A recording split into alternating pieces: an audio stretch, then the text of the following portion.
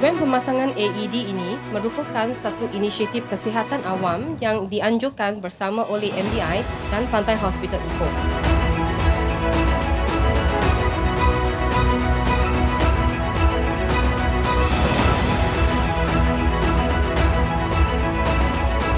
Kita sedia maklum bahawa serangan jantung merupakan punca utama kematian. Dengan adanya kemudahan AED ini, tahap keselamatan pengunjung dapat dipertingkatkan.